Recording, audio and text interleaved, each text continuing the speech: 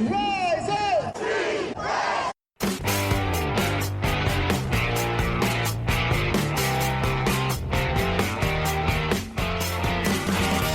This is the Rise Up See Red podcast, all about the Arizona Cardinals and the NFL, featuring insider and outsider perspectives. Enjoy the best hour of Cardinals talk on the web.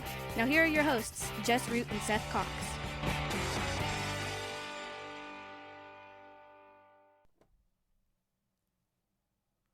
Hello, Arizona Cardinals fans, and welcome to the latest edition of the Rise Up See Red podcast, the best hour of Cardinals talk on the web. I'm your host, Jess Root from CardsWire.com, the USA Today NFL wire site that covers, of course, your Arizona Cardinals. With me on the line, with is my co-host, Seth Cox from RevengeOfTheBirds.com, the SB Nation Arizona Cardinals site, and this is episode 537. It's our yearly mock draft of the first round, which we've been doing for, my goodness, I think 2015 would have been the first year we did it, so this would be the 10th time we've done it, Seth. Can you believe we've done 10 years of mock drafts? Some to some success and others that were just, gross. Like most mock drafts end up being because, as, the truth is, we just don't have all the information. Yeah, and that's the thing is like the way we developed our understanding of how Steve Keim and the Arizona Cardinals worked. We're trying to develop that with Monty Ossenfort and Jonathan Gannon and company. But the reality is that this is the most change the NFL has seen. I mean, think about the teams just picking in the first 8 picks, right? The Commanders have a completely new regime. The Pats, for the first time in 20 some odd years, a new regime. The Cardinals' second year. The Chargers, a completely new regime. The Giants, probably the last year of this regime if they don't get it right. The Titans, a brand new regime. The Falcons, a brand new regime. Like, how do you predict what new people are going to do that you have no idea what's going on? I mean, we've even seen crazy stuff, just like people mocking the Falcons taking a quarterback 8th overall. Because that would be stupid. Come on, because, they just spent $1 gazillion on Kirk Cousins.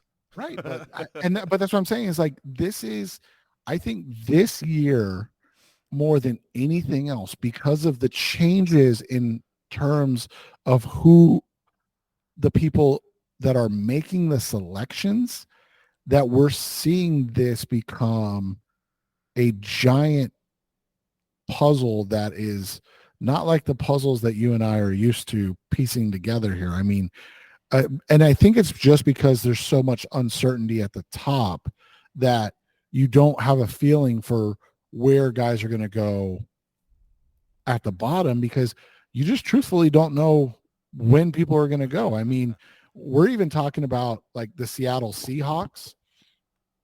I mean, what does Mike McDonald want for his new team, right? Right.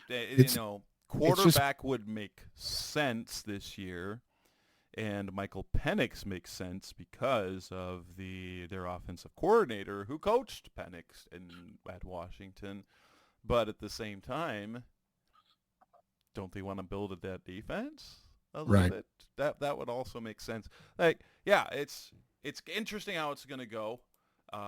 We both have a few trades, and I ultimately think, like, because chaos starts. So I think what normally happens in the draft is that there aren't that many teams that have trade plans. But then something happens and that changes things. And I will, like, we could predict how many trades there's going to be, and I think that would be kind of bonkers. What is it? You have 2 trades happening, and I also have 2 trades happening.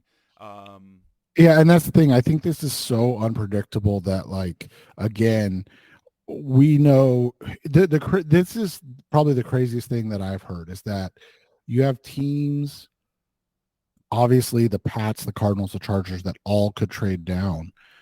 But then you have the Vikings, the Broncos, and the Raiders, as well as the Cardinals later on, that could all trade up or trade down again. So it's like, okay, then who are the dance partners that are moving up? And so that's what's so interesting about all of this, is that you have all all of these things in play at once, and we really just have no idea what's happening. And so it's just going to be like, hey, let's throw some darts.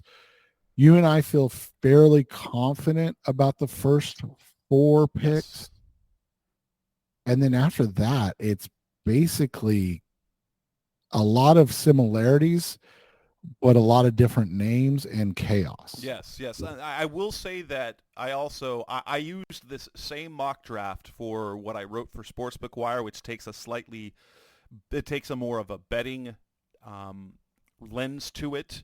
And I will say that a lot of my picks are chalk in terms of favorites. Most of them are. And I think that's, generally speaking, unless one domino thing, I think my top 10, I would be shocked if, like, I think legitimately of my top 10 that 6 will be, or 6 or 7 will be, like, right on. I'm guessing. I'm thinking that based on that I will have now. I think that probably 6 or 7 will be, and if it doesn't, then it's chaos. Which, yeah. I'm prepared for chaos. But and what I went into this mock draft doing is, we know, like, the Cardinals have been rumored for trades. I'm 98% certain they're not going to come off number 4, but I do believe that they have their eye on trading up. We heard, like, I saw on ESPN, like, trading up for cornerback. I think they're going to try, depending on how the board falls, how the picks go. And I think there's one linchpin pick. If one pick happens, that will be kind of I think that will be the catalyst for the Cardinals being aggressive to move up. So let's go ahead and get started with the top 10. We'll break this down by 10s. We'll go the top 10, then 11 through 20, and then the last 12 picks. Let's start at the top. I don't think we need to spend a lot of time with this because it's been telegraphed. I mean, number 1 overall, it would be the biggest upset in NFL history if the Bears go any other direction than Caleb Williams. Like, we're talking, the odds are minus 10,000 him to be the pick. It's basically a certainty. Caleb Williams is going first overall. He only met with the Bears. They traded away Justin Fields, and it's the only thing that makes sense at this point. Because really, I mean, some might say that Jaden Daniels is the better prospect based on last season. But if you look at the college career of both players, I don't think, like, you can't be blinded by the one season when Daniels had all the talent and Williams' USC team was lacking in talent on offense and on, they didn't protect him. They had a terrible defense. And so, like, you look at their body of work over their careers, and you're saying Caleb Williams is closer to the real deal than any other quarterback in this class. Yeah, and with Williams, you get a guy that's extremely talented, has a lot of Kyler Murray to his game. Not as explosive as a runner, but a good runner, good arm talent. My biggest issue with Williams has always been that he does everything from, or his best plays or his strongest plays always come from ad-libbing and things like that. And so we'll see how that translates to the next level. But like you said, I don't think there's a lot to talk about here. This feels like a done deal. Caleb Williams is going first overall. He might as well already have the contract signed. Number 2 overall, we're both going with chalk, with Jaden Daniels going number 2 to the Washington Commanders, despite little buzz that the Commanders might take J.J. McCarthy, might take Drake May. It really, really feels like it's Jaden Daniels. And for the guy that they hired as their offensive coordinator in Cliff Kingsbury, let's be honest, Jaden Daniels is the one that makes the most sense, right? And you look at his ability, like, you worry about we've talked about the build, it really feels like literally this is 13 years later, RG3 again, right? The same type of player, the same team, and the same reckless abandon. Yeah, and I think with the new regime in there, Cliff does like to run the ball quite a bit. I think you've got a good group there. I'm not. I've said it before. I'm not overall sold that Daniel should be the second overall pick, but it's not my That's a pick different to question, make. right? This is what do we think is going to happen? Right. It's not my pick to make, and I think that's where things are leaning right now. And that takes us to the Patriots. And again, like what happens is going to be interesting. But I think we need to mention right now is as literally as you and I were getting on the air, we're just kind of chit chatting, and Dane Brugler drops a interesting nugget from about 45 minutes ago, and it didn't change. Jess and I didn't take the bait or anything like that, but Brugler replied to Josh Norris, so two intelligent draft guys, plenty of buzz for JJ at 3. That'll throw a wrench in almost every mock. The chaos would ensue, because if Drake May drops to 4, then things get crazy, and then I think that's where things affect the Cardinals. But if May goes 3rd, I think everything's fine. Yeah, so you and I have May going 3rd. We didn't hedge ourselves; we just left it. But I still think it's a lot of smokescreen, and I think there, as much as we're saying is being said about J.J. McCarthy, let's not forget everything that we read and hear about him is about things other than his quarterbacking ability, the physical tools that we have. Not that he's lacking in physical tools, but it's just that everything that we hear about him are the intangibles, and the intangibles matter in the NFL. But when you're drafting someone in top 3, you have to have the intangibles plus the physical traits. And so ultimately, I think that will prevail for me. I think ultimately that will prevail. Yeah, and I'm with you. I think May goes 3rd. It's going to be really interesting to see what happens if like you said, if McCarthy goes 3, how do things heat up? That'd be so crazy, but like if Patriots draft J.J. McCarthy 3rd overall, like what are you doing? You just got rid of Mac Jones. Why are you drafting Mac Jones?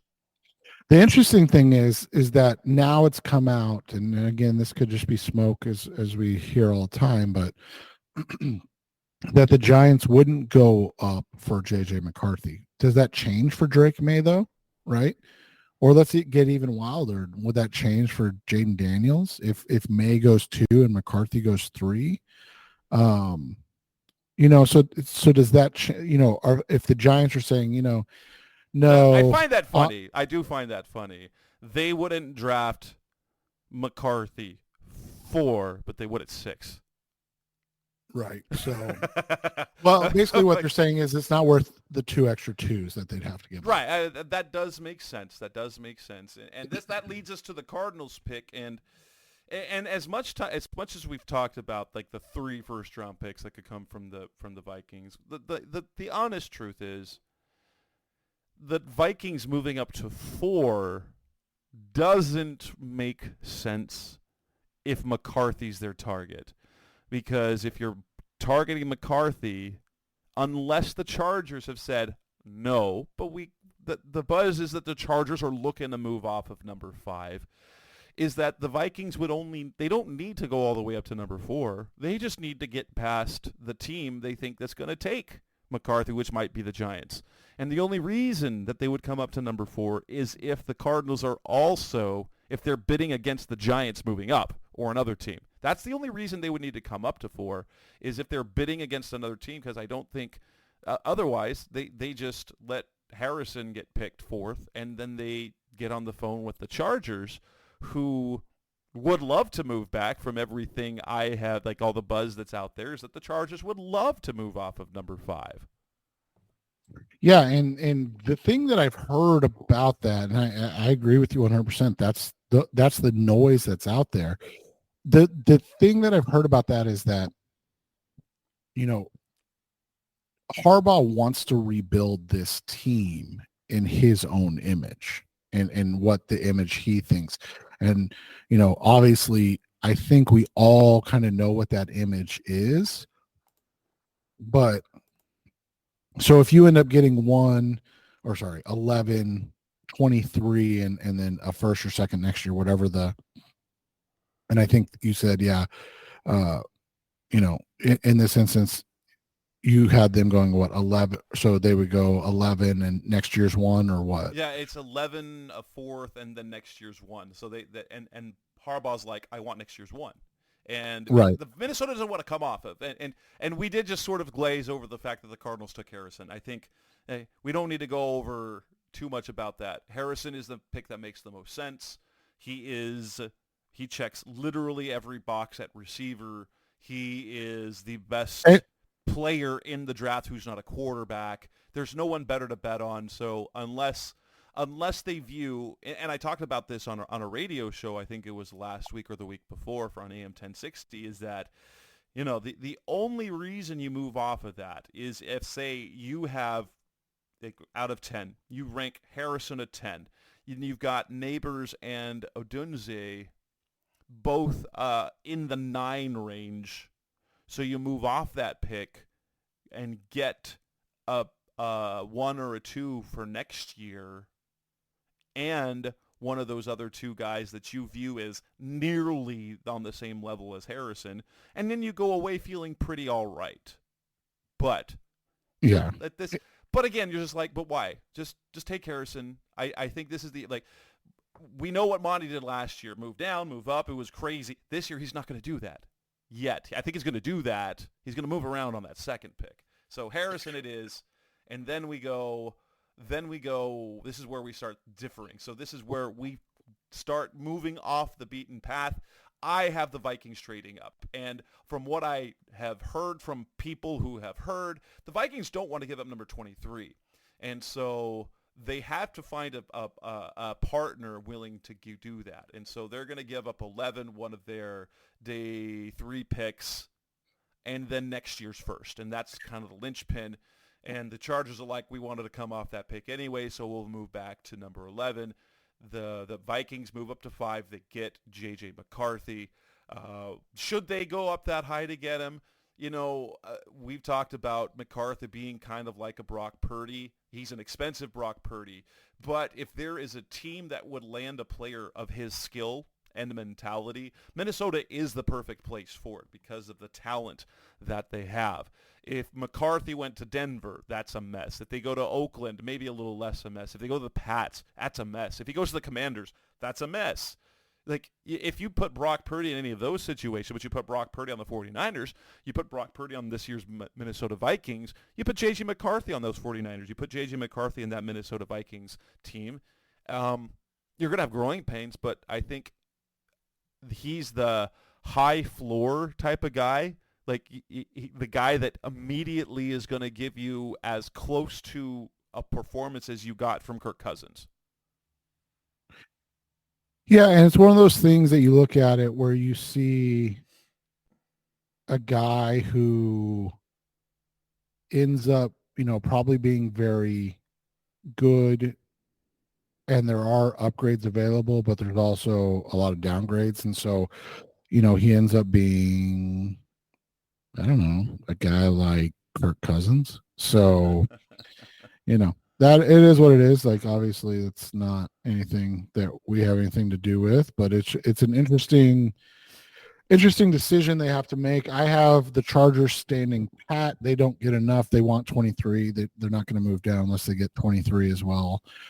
So they stay and take Joe Alt, and that causes chaos too, because Alt has been pegged to the Titans everywhere, right? Has been pegged to the Titans everywhere for months. Right. So that takes us to the Giants, where we both agree again. Yep, And back to chalk. Malik Neighbors. This is a tough one because you're basically just kind of guessing which wide receiver 2 they prefer, right? Like who's the number 2 receiver. So we're just, like you said, kind of going chalk. We're going with the consensus that Neighbors is wide receiver 2.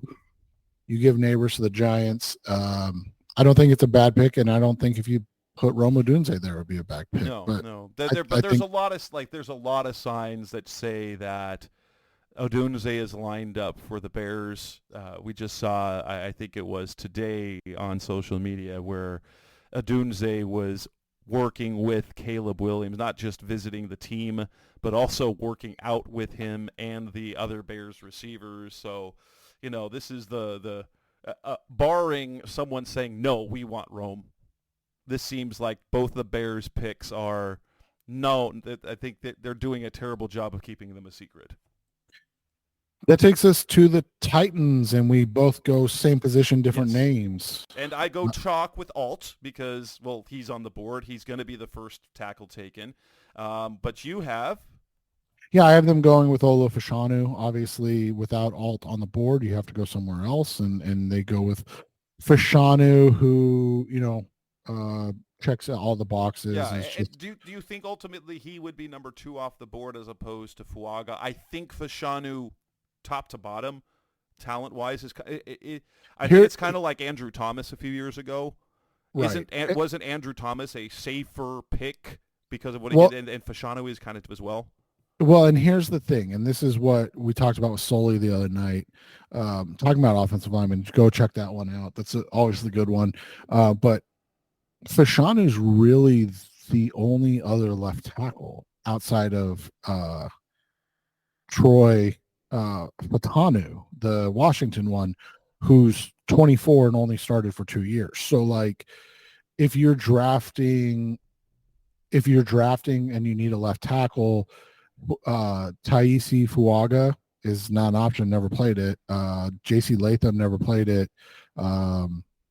Amarius Mims never played it, right? So those guys have never played left tackle. So if you're like, oh, we're going to just switch, like, so if you love Fuaga, who, and I do, like, I would, before the Jonah Williams thing, and if you were trading back, I would have been 100% okay taking Taisi Fuaga with that 11th pick. But he can't, I shouldn't say he can't. It's just not smart to expect him to be able to play left tackle after never doing it. Olu's done it, been excellent at it. Seems like a no-brainer as O-line 2. But, the NFL's fickle. So, that makes sense. If Alt goes at 5, the Titans have to, like, is there any other direction they could go other than tackle? I've heard that if Neighbors is on the board, they would take Neighbors. Okay. So that's something just to watch. Not that that's an option in this one. Oh, right. Something I do want to say, and just as, if we're talking Chargers, I think the Chargers might be, aside from if they stay put and get a tackle or if they trade back, I think there is an outside chance that Harbaugh would be all over Brock Bowers. I wrote who's going to be the team that drafts Brock Bowers. I think the favorite is the Jets, and that makes a lot of sense. But I also, like, if there's a sleeper team that will nab Bowers either moving up or taking him before you think so, I think that is the Chargers personally. But I don't have that happening, and that's where Titans go tackle. Falcons at number 8. Well, actually, this is where you have your trade happen. Let's hear what is the deal for Minnesota and Atlanta. Yeah, not to spoil anything, but the irony of it is that we have the same player drafted by the Falcons. But the Vikings come up from 11 to 8, and they are able to move this year's 1 and next year's 2.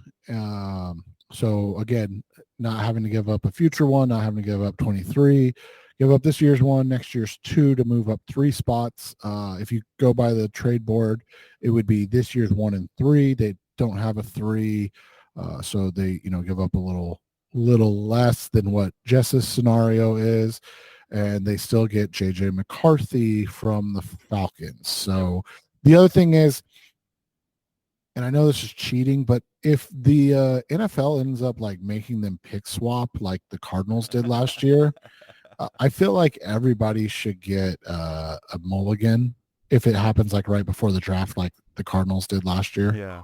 Right, like we shouldn't be penalized if that pick is wrong at that point.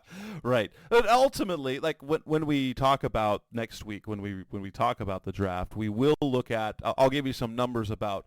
Okay, we had X amount of number of players pegged to the pick, and we had X number of players pegged correctly to the team, but not necessarily the same pick. So right now, we both have the Vikings taking McCarthy. We just have a different route for that. And for me, the Falcons are I'm going with this is where the monkey wrench is thrown in. Dallas Turner for a long time has been the pick in mock drafts for the Falcons for a lot of reasons. They need a pass rusher. The betting odds suggested that Dallas Turner was going to be the guy, the first defensive player off the board. Those odds have moved over the last couple of weeks, and Laiatu Latu is, it's not real rising, but from perspective from the media and analysts and fans, Latu's value is increasing, and as much as I think at the end of the day that I think honestly I would take Turner ahead of Latu. I have the Falcons drafting Latu, making him the first pass rusher off the board, the first defensive player off the board, and this is the pick that changes things for the Cardinals, because with Latu coming off the board, they can sniff Dallas Turner. That would be that would be ideal for the Cardinals too, right? If you can swing for the fences, a la what the Texans did last year. So that takes us to the Bears, and you mentioned earlier, kind of hinted at what you were going to do, and I don't want to call it chalk, but I think it's betting-wise it is chalk. Yeah, chalkier, in the hope that this is who's available for them, right? Yeah. Yeah, you feel like Harris is going to be off the board. The Neighbors will be off the board, and it's weird because they've got DJ Moore, they've got Keenan Allen, but kind of like the idea of what the Cardinals are doing for Caleb Williams to come into what is basically a complete offense. He would be coming into a complete offense. They've got DeAndre Swift, they've got Cole Kmet at tight end, they've got DJ Moore, they've got Keenan Allen, and then you add Roma Dunze. That's a fantastic group of weapons for any rookie to go into, and so awesome, and it's a good fit. I think it's a perfect spot for him. Yeah, and so I agree, and so I was just I've talked to a lot of people. One of the interesting scenarios that's kind of playing out is that that the Bears are in a weird situation, right? That they don't have very many picks this year. Yeah, in fact, they're definitely a team that could move back. They only have 4 picks. One of the teams that actually has picks for the first time in their recent memory is the Los Angeles Rams. And I've heard from multiple people that the Rams would love to get up into the top 10 for either a tackle. So in a scenario where you're playing out your draft and a guy like Olu Fashanu's on the board, that would be a spot that they would look to jump up to throw their first this year, their second this year, which is 52, and then probably a late day 2, early day 3 pick next year to the Bears in exchange for 9. The other thing I've heard though is that they would love to add another weapon. And so I have them trading up for Brock Bowers at 9. They give up 19. They give up 52 this year, and then they'll give up a pick next year. And the Bears end up having then, 19 and 52 on top of some of their other picks. Because again, after the Bears pick at 9, this is one of the craziest things. They don't pick again until 75. And then their last pick is 122. So like, even if they were like, hey, give us 52 and 154 this year, or that, would they want something like that where now they've got, 6 draft picks instead of just 4? So it's an interesting way to look at it. But yeah, I have the Rams coming up and getting Bowers. And really all we did was flip-flop when these two guys go, because next up I have the New York Jets trying as best they can to give Aaron Rodgers as much as they can. It's ironic that we're talking about a young quarterback, Caleb Williams, an experienced but still young quarterback, Kyler Murray, and then a very old quarterback in Aaron Rodgers, and we're all talking about the same thing, right? We need to get them weapons. Well, and you've got them going with a Dunze, right? I've got them going with again chalk. Brock Bowers, but he's off the board for you. And I've heard a lot of analysts talk about this, is that the Jets kind of filled a lot of things. So they're okay at receiver. They filled their tackle needs, so they could go tackle, and the tackle would make sense because of the guys that Tyron Smith, he's old. They got Mike Williams, he's old and injury prone. But so, what they're going to want to do, especially having traded for Aaron Rodgers, they're going to win now scenario. And so whoever they get, they want to play. And I think there is no safer bet for rookie year production based on who's on the board for my draft than Brock Bowers. He can step in. I think they got Tyler Conklin, but, Brock Bowers and Tyler Conklin can coexist in that offense. And it gives them someone who can produce in year one, give Aaron Rodgers a weapon, and allow them to succeed, assuming they can do that, because they're counting on a lot of old, fragile players. And yeah, and so that's that. I think that's kind of the thought process for everyone projecting Bowers, is because they don't want to draft someone who's not going to play. So a tackle wouldn't make sense, right? And if a Dunes is off the board, taking reaching for one of those receivers wouldn't necessarily work. No, not at all. And while you could add on the defense wasn't the problem. It was the offense last year. So give Rodgers a weapon in Bowers who can play, and you're looking good. Now, if they add a Dunze, hey, well, that's great. I think Aaron Rodgers would be even happier with a Dunze than Brock Bowers. But that takes us to the end of the top 10. So coming up next on the Rise of Seaward podcast, Best Star Cardinals talking about, we've got the next 10 picks. What do we have coming up next? That's coming up next on Rise of Seaward. We're back on the Rise of Seaward podcast, Best Star Cardinals talk on the web, as we move to the 11th pick, which both of us, it's a different team than originally had it, because the Vikings had the 11th pick. For you, the Atlanta Falcons have it, and for me, the Los Angeles Chargers have it. Who do you have the Falcons taking? Yeah, I have the Falcons taking Latu. So same guy that you had them taking, just different timing. Do you really think that the movement in the odds is legitimate, in the fact that they would go with the more polished guy than the Alabama athleticism? It's interesting because I've said this all along. I like Latu. I think if you have if the Cardinals were to make a move back and have all 3 first round picks that we've talked about, 11, 23, 27, I would be more okay with Latu at 27, because I think you inherently have less risk with, a third lottery ticket than you do just the 2. But Latu in the top 15, and I'm not saying you're wrong. I'm saying I don't understand it. I just, it doesn't make a ton of sense to me. But if you're grading it just based on the tape, he's not that. I mean, there's not a ton of separation between him and Dallas Turner. So right. He's so polished. He's really good. He's productive. But right.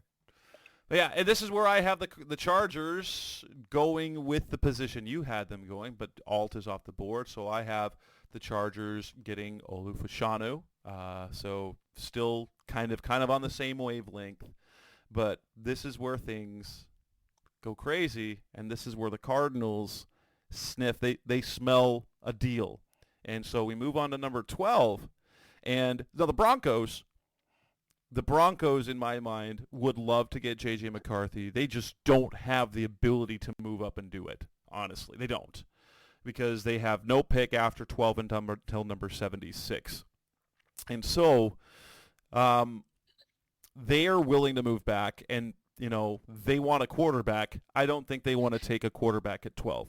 I think they'll do it if they have to, but this is where the Cardinals they have, like, Dallas Turner's on the board. We know how Monty Austinfort reacted to Dallas Turner's combine. And so this is where the Cardinals get aggressive. I have the Cardinals moving all the way up to number 12.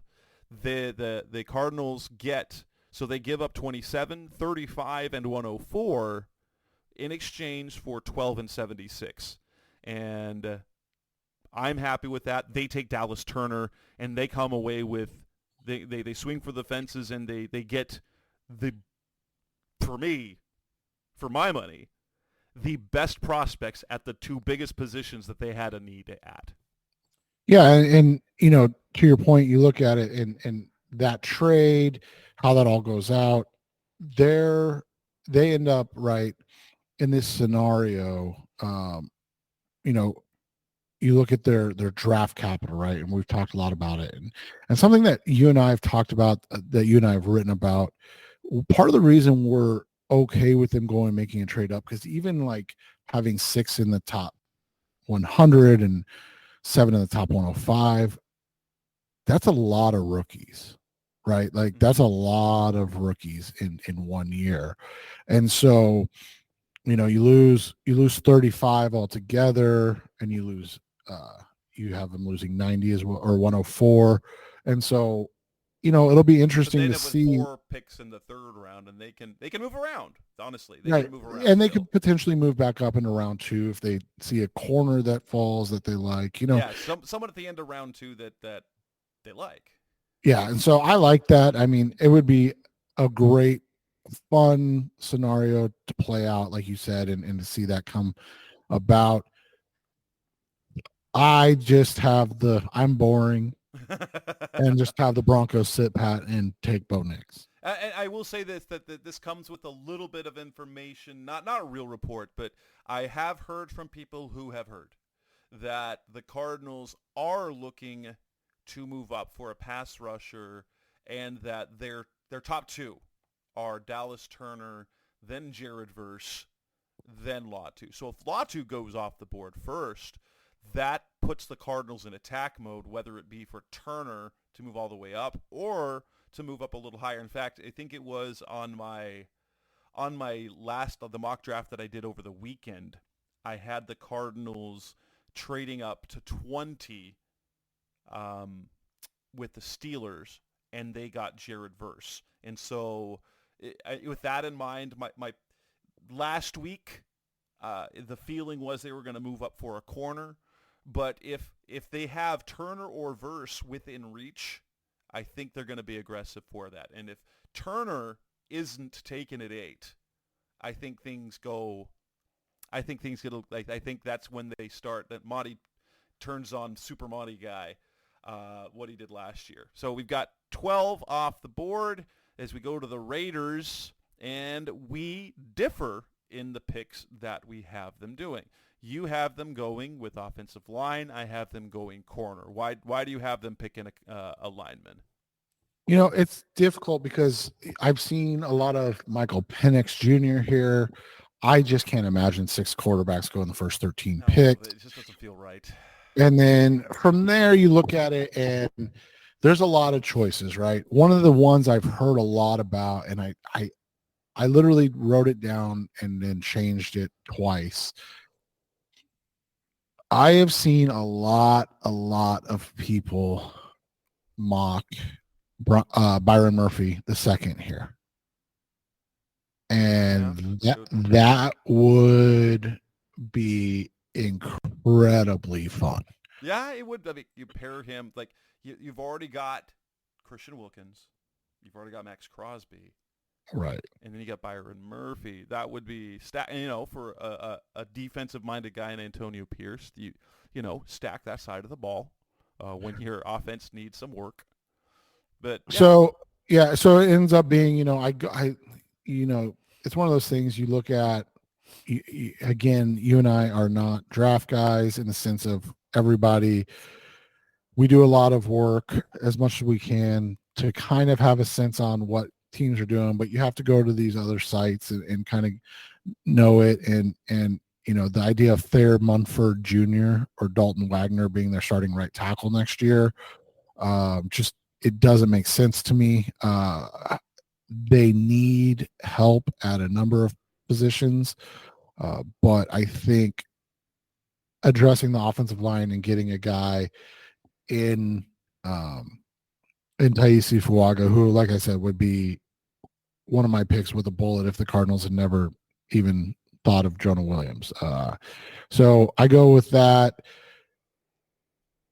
It'll be interesting to see how this all plays out, but yeah, I have them going Fuaga over corner.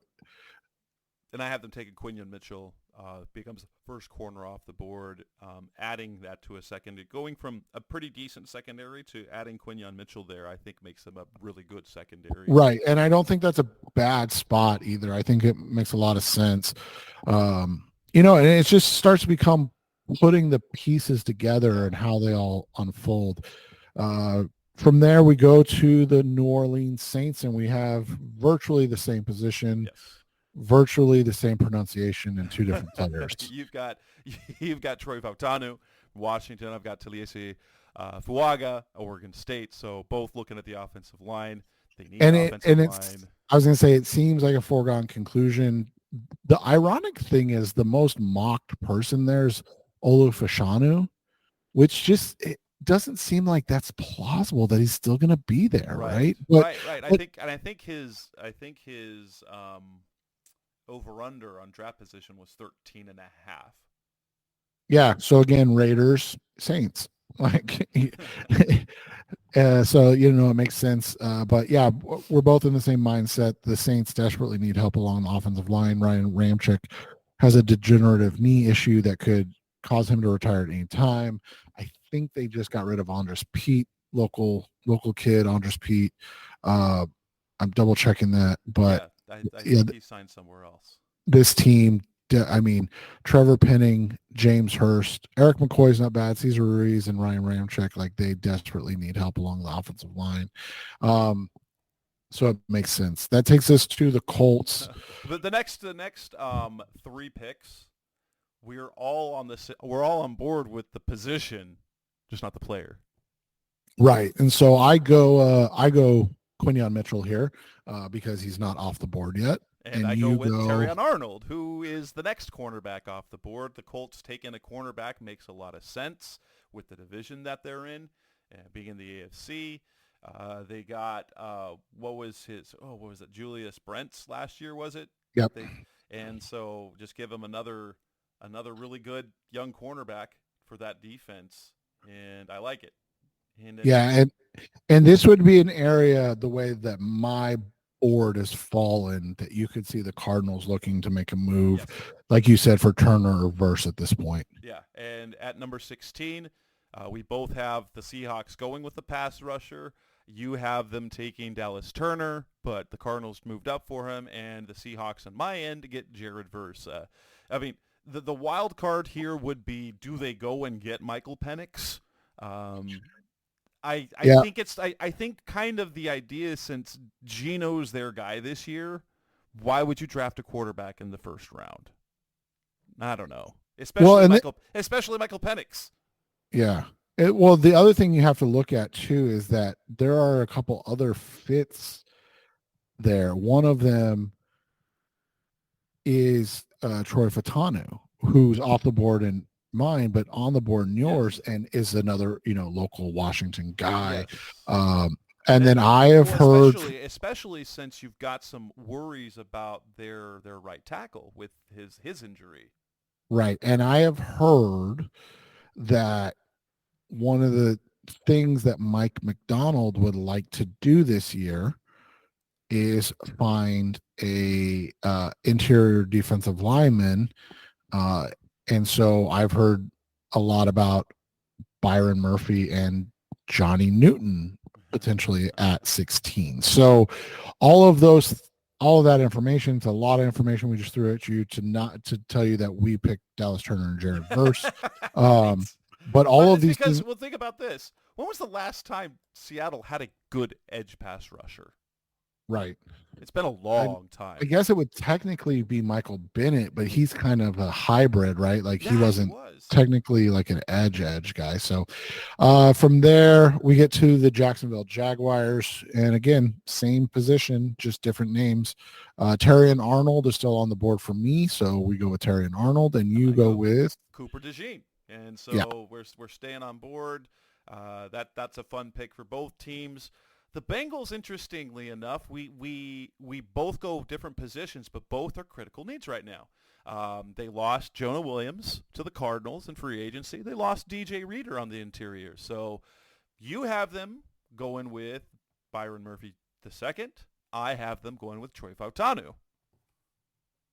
Yeah, and that's how I kind of looked at it. It was a lot of, I looked at Murphy. I thought about a couple guys right after that, along the offensive line, along the, in the secondary, and it's just Murphy made the most sense in this position, and I sets up the Bears in my mock to get the guy that they, with Latu off the board, might have taken at 9, and you have the Rams going with the Aaron Donald replacement, right? Exactly. So I mean, maybe it's a cop out. So Byron Murphy II, the probably most people think is the top defensive tackle, comes off in the draft. He comes off the board here, going to the Rams. But he wasn't Aaron Donald in college, but if you watch him sometimes, he kind of looks like Aaron Donald. And so yeah, and it's not a straight 1-for-1, like you said. It's unfair for anybody to expect it to be. But if you squint on a few plays, you can see it. And honestly, there's no one who will ever just fill right in and be Aaron Donald, but they still need help on that interior defensive line, and Murphy is the guy to do it. Yeah, and like I said, I had the Rams going up and getting Bowers at 9. There is murmurs right now, Jess, that Byron Murphy could be the first defensive player off the board. I know you had Latu, and so what would you think if we played out the same scenario and it was the Rams going up to get Murphy at 9, right? Like that. I think we both would get points for that.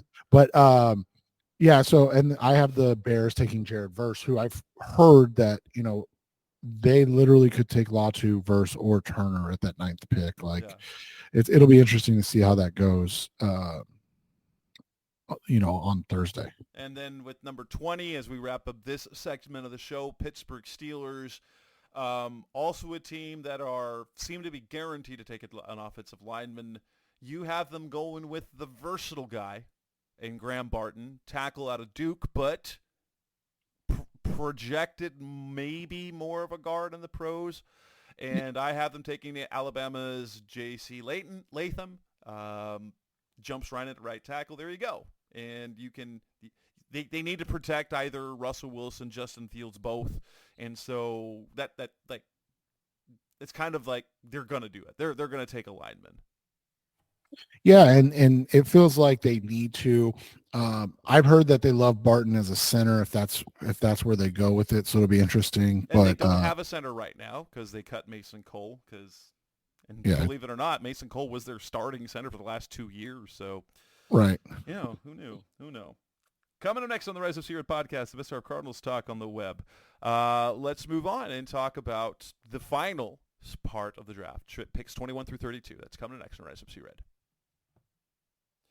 We're back on the Rise of Secret podcast, the best of our Cardinals talk on the web.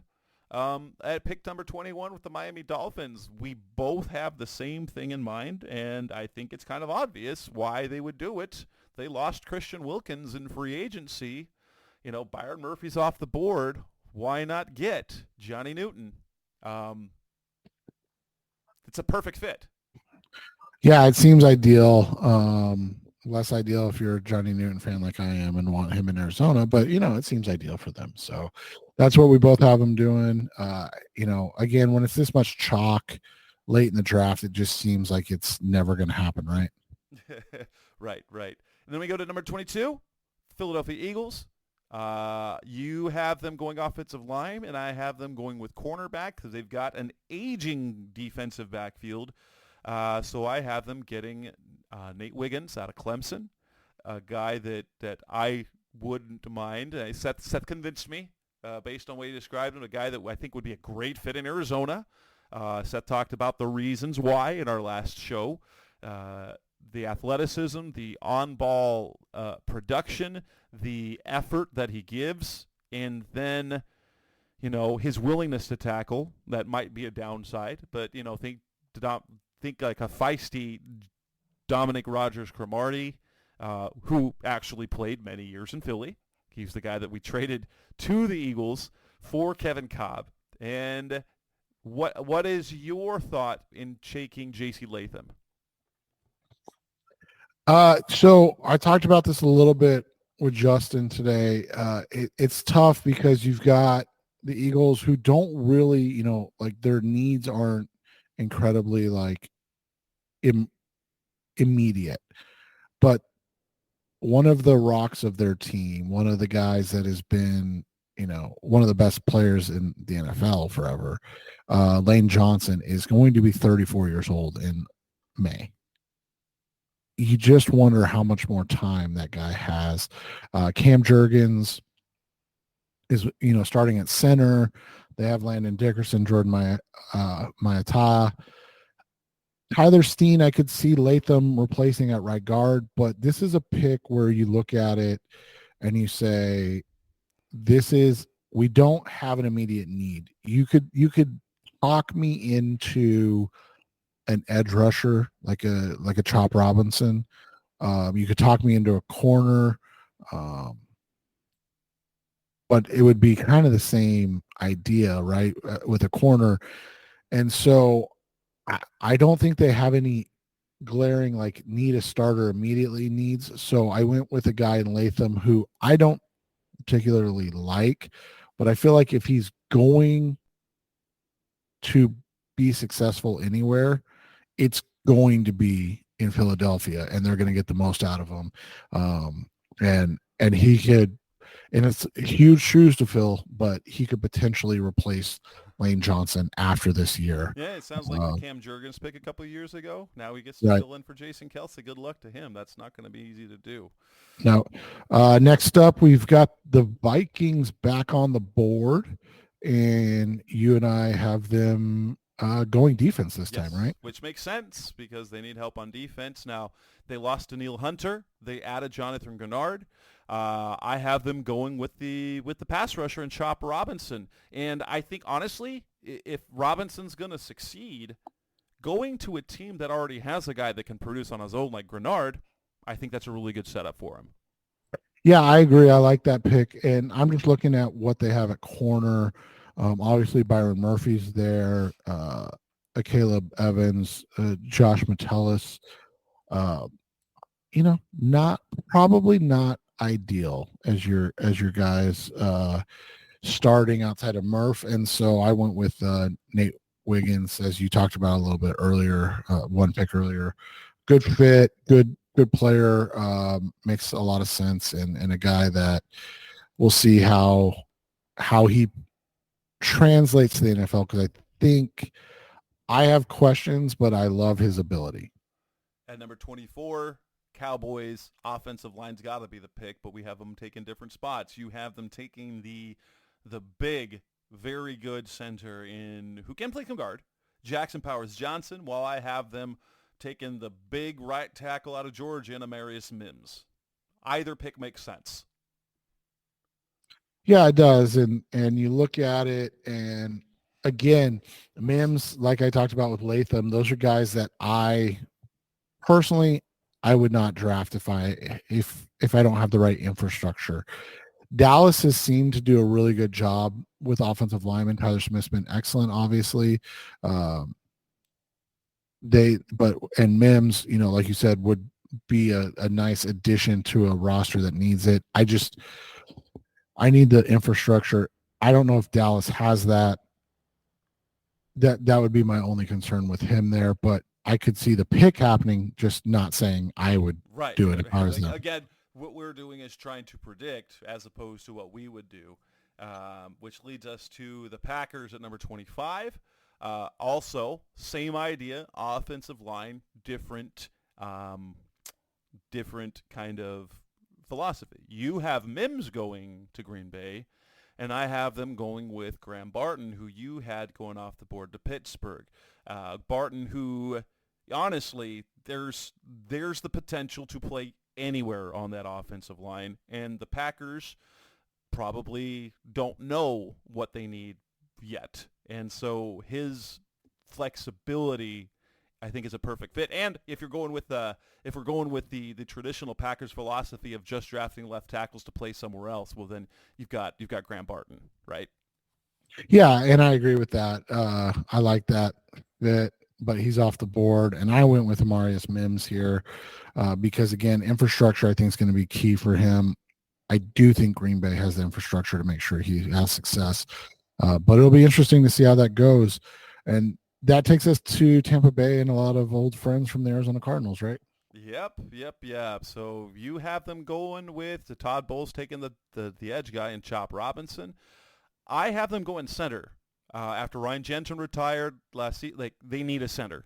And while, I'm not sure which one I like better, I'm hearing it from both sides. I know guys love Jackson Powers-Johnson better, while others love Zach Frazier. I have the Bucks taking the West Virginia, all-state wrestler, the center in Zach Frazier, who has just a little bit more edge. Daniel Jeremiah says JPJ is going to be like a top 5 center the second he starts as a rookie. But the other analysts I've listened to, Zach Frazier is not, it isn't necessarily behind him. Some have him ahead of JPJ. Yeah, I like the pick.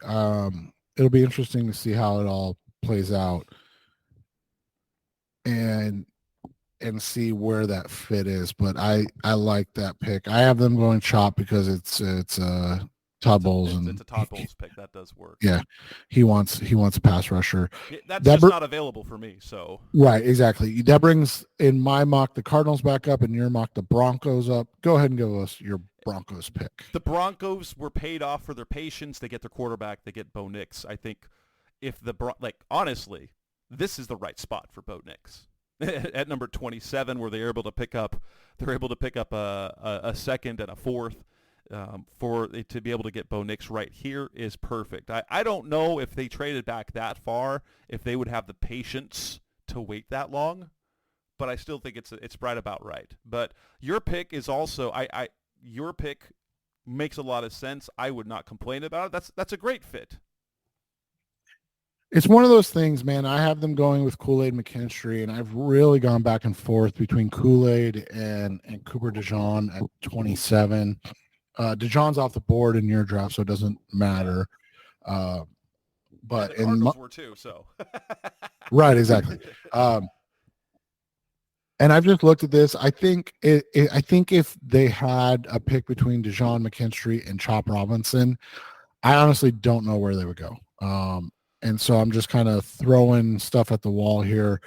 McKinstry is a guy that he is just incredibly smooth as a cover man. He gives you a lot of options. He's physical against the run. And, a lot of times it seems like he's not working hard, but it's just because he's so good at what he does. I think, but honestly, if they took DeJean, I wouldn't be mad in the least. I think he's a guy that is almost bust proof in the sense that if he doesn't work out at corner, he can play safety and it's no big deal. But I think in the cover 3 heavy scheme that the Cardinals run, he is a guy that would be a godsend. But I took McKinstry in this one because he gives you a little more flexibility to run a little man stuff. And he's also more of your traditional number 1 boundary corner. Right, exactly. And so I go McKinstry here, and that brings up the Bills, and we have them going same position, different guy. And obviously, they traded Stephon Diggs. Who is Josh Allen throwing the ball to, right? So they need a receiver. I go A.D. Mitchell, and as we've said in previous shows, he's the one that makes sense there. He's of the outside of the top 3, he's the one that you could put into an offense to be a number 1 receiver. He has the experience on the different routes. He's that alpha. You have them taking Brian Thomas, a guy that is intriguing but worries. He worries me. He worries me. He worries me too, man. And I'm with you. If I was them, I'd take A.D. Mitchell or Ladd McConkey here, but I think that they're going to take Brian Thomas because I don't trust NFL teams to make good decisions. And then Brian Thomas will be, get him in the right scenario. Especially I see DJ Chark. I don't know why I see DJ Chark, but I see DJ Chark, and I wouldn't mind the Cardinals signing DJ Chark, but not to be their alpha. No. Right. Number 29. The Lions, we both have different cornerbacks. You've got DeJean going there. I think Dan Campbell would love that. And I've got Kool-Aid going to the Lions. Both make sense. They, helping that secondary, giving Dan Campbell another weapon out there. Yeah, I think that's, that makes a lot of sense. If one of the interior guys was there, either of them, honestly, I think that they would be the pick. But yeah. Both of us have them off the board. You look at their corners, they just signed Carlton Davis, but the other one's Amik Robertson, who I like, but I wouldn't want starting. So yeah, I think it makes a lot of sense to go get a corner here. And then they have a really, really fun secondary, with Carlton Davis, Ife Melifonwu, Kirby Joseph, DeJean or Kool-Aid, whoever it is, and Brian Branch. That's a fun secondary to look at. I do think, like I said, I know they signed DJ Reader, but DJ Reader, Alan McNeil in the middle, I think they would love to have somebody that could bring some juice up the middle. Just, again, neither guy is available in our mocks, so we didn't do that. That takes us to the Ravens, and I think the Ravens are going to break the Chiefs' hearts at 30. But you have them going with a wide receiver. So I have them taking Kingsley Suamaitai, the guy that allegedly Andy Reid loves. New guy. Why wouldn't he love him? Yeah, right, exactly. And I love him. Again, another guy, like if he's there at 35 and the Cardinals aren't in on offensive line that early, he's a guy that can play guard or right tackle. I love that fit. And I have the Ravens ultimate, like Brian Thomas is on the board. You know what? Brian Thomas to Baltimore, I really like, because guess what? They've already got Zay Flowers. They've already got Mark Andrews. He gives them it gives them big speed down the field, and imagine trying to cover Zay, cover Andrews underneath, and then trying to cover down the field with Thomas, and you've got Lamar Jackson who can run or just throw the ball over the top. So scary, scary stuff in Baltimore if they had Brian Thomas, in my opinion. Yeah, I'm interested to see how that falls and what they do. That takes us to the 49ers. I think we both gave them Michael Penix Jr., right? Like, of course. No. Though it varies. Like, you went with a pick that makes a lot of sense, and we've talked about it. When Mike McGlinchey left, they were left with Colton McKivitz, who hasn't been bad, but isn't. They don't think he's the future. They gave him, I think, was it a 1 year, $8 million deal to come back this year? They're looking to replace him. So, yeah, they're looking to replace him. So I went with Tyler Guyton. I've heard, obviously the Roger Rosengarten thing's been getting a lot of steam. I just can't imagine that guy Well, goes in the first here's the round. thing. Here's the thing that what I like about this pick is Kyle Shanahan doesn't love to rely on rookies, right? You don't want Right. to have to play him. And Guyton, with the lack of experience that he has in college, you don't have to have. So they've already got Colton McKivitz. And so if Guyton outplays him, cool. If not, you redshirt him. You can redshirt him. There's nothing wrong with that. And they're in a position to be able to do that because they're a good team. I thought about that. Like, I think I had Guyton down to start. I think he was my first pick. And then I decided, you know what? The 49ers are going to break the mold a little bit. And they won't just go with the offensive line, but they did lose 2 defensive tackles this offseason. They lost Javon Kinlaw to free agency, and they let Eric Armstead go. And so I'm like, what could they do about that? And I saw Darius Robinson at Missouri, a guy that people are giving some buzz that could go as high as the top 20, or even people are saying. Like, depending on who you talk to, he's somewhere between 20 and 50. But yeah, that's the craziest thing. And he's my ideal fit at he's my ideal fit at 35. Like, yeah. I think obviously if they go up and get, Turner or Verse, we're talking differently, but like if everything stays as pat, like if the script follows what I have here and they go wide receiver and corner in round 1, at 35, getting Darius Robinson, having a guy that fits as a base end that can fold inside on passing downs, that can give you a 75% snap rate as a rookie, and gives you a bunch of different options, that would be ideal. And that's why I have him going to San Francisco, because what did Eric Armstead do? He gave them inside-outside versatility on the defensive line, and that's exactly what Robinson does. And so you kind of get the best of both worlds. Armstead, who really dealt with injuries this year. Robinson, who can play the same role next to Javon Hargrave. And, this feels like would be a really smart pick by them. The betting odds say overwhelming they're going to go offensive line. But that to me is like, that makes too much sense.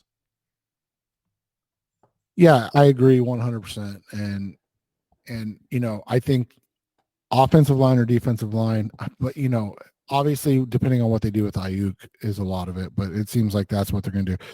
Let me ask you this. If an Ayuk deal doesn't get done on day 1, but they end up taking in either scenario, so guys that are available. So for me, A.D. Mitchell, you like an Xavier Worthy or a Lad McConkey, and they take one of those guys, that basically signals Ayuk gets moved on day 2, right? That would be yes. And ultimately, I don't think Ayuk's going to get moved. Like, this has been he's using the same playbook that Deebo Samuel used, right? Yeah, but the problem is that it's getting harder. It's getting harder to pay all these guys, and so we'll see how it plays out. Because I've heard from a lot of people that Ayuk is genuinely like disgruntled, like he's irritated that it's not done yet. So we'll see how it goes. That takes us to the final pick, and we have same position, different guys. Mm-hmm. I have them going with the guy that I had to find a way to get him in the first round, because that 4.21 second 40, that basically locked him into the first round, in my opinion. Especially, so Xavier Worthy goes to the Chiefs, and they went from having a wide receiver core that you weren't really happy about, but now you get Rashee Rice back, stuff in Texas aside. They got Hollywood Brown, and now Xavier Worthy. Holy cow, the speed in that receiving core to go along. Never mind, you still got Travis Kelce. You still have Travis Kelce at tight end, and then 3 guys you just simply can't run with. Yeah, it'll be fun to watch how that comes up and finishes things. I have them going A.D. Mitchell, who is very fast, just not quite that fast. Yes, and Lad McConkey was almost my pick. I'm like, I can't keep Worthy out. Like, that speed, like this speed like that. Remember Henry Ruggs. There was no reason why Henry Ruggs should have been the first receiver taken when he was taken, but he was. Every with the exception of like J.J. Nelson, okay? J.J. Nelson, who is this return specialist at UAB. But anytime you get a big program receiver who's had productive years produce like that, he's going in the first round. So I just exactly makes sense. So this is going to be a really interesting draft, Jess, because like I said, I think after Williams, there's so many unknowns. The Daniels thing, him acting irritated with the whole situation, right? What the Patriots do at 3, I mean, like we said, to start the show off, there's no way they take J.J. McCarthy at 3. And if that does happen, how do the offers change for the Cardinals at 4? Oh my gosh. But yeah, if McCarthy goes off the board at number 3, well then I think all bets are off and the Cardinals get inundated with calls. And then that's where Monty's magic happens again, where they do trade down, trade up. Right? Yeah. Trade down, trade up, and they still like that. That's where they call up the Chargers and say, "Hey, if we trade back, would you want to trade back?" And then they can still get Harrison because I think it even still. I would understand if they didn't get Harrison. I think I'm just going to be upset. I'm going to be upset if they don't get Harrison because it makes too much sense. Yeah, it'll be interesting to see how it plays out. That's the big thing, like you said, because I think they would like to get him. I just don't know. I don't know what the plan is or if they're going to get a deal that they just genuinely can't pass up, right? Yep. And then the rest of the draft for the Cardinals, obviously, I don't have them having a second-round pick, and so they're going to have 4 picks in the third round, so... And now, cornerback, you have more questions about. There are some guys that you can like, but I'm going with the understanding that perhaps they believe in some of the young guys they have on their roster, or they have their eyes on some guys that they think have some potential in round 3 to kind of go with that. Because they won't have a pick in the 4th. They'll have 4 in the 3rd, which means I'm betting if that were to happen, they would at least trade out like 90. They trade out a 90 back into the 4th round, and maybe take 2 of those thirds to get into the back of the 2nd. Yeah, and that would be ideal, right? But, we got to see if there's somebody to dance with, and that'll be what's... Always. And with that, we wrap up this edition of the Rise of C-Red podcast, our 10th mock draft of the first round. Some of them have been pretty good. We'll see how this one goes. We will not have a show the rest of this week because we are going to be inundated with draft content. Read our sites. Make sure you listen to Seth's episode with Sully on the Original Draft Breakdown podcast. Otherwise, RevengeOfTheBirds.com, CardsWire.com. We'll have all the Cardinals coverage there. We'll be covering the draft all weekend, and we'll be back again next week. Again, thanks for listening as always. Thanks for listening to the latest edition of the Rise Up C-Red podcast.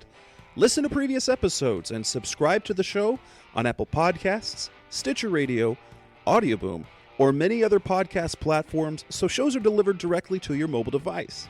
Please give the show a 5-star rating and always support the sponsors who support the show. We'll be back soon for the best hour of Cardinals talk on the web. Rise Up Red Sea, be Red C-Red, and of course, Rise Up C-Red.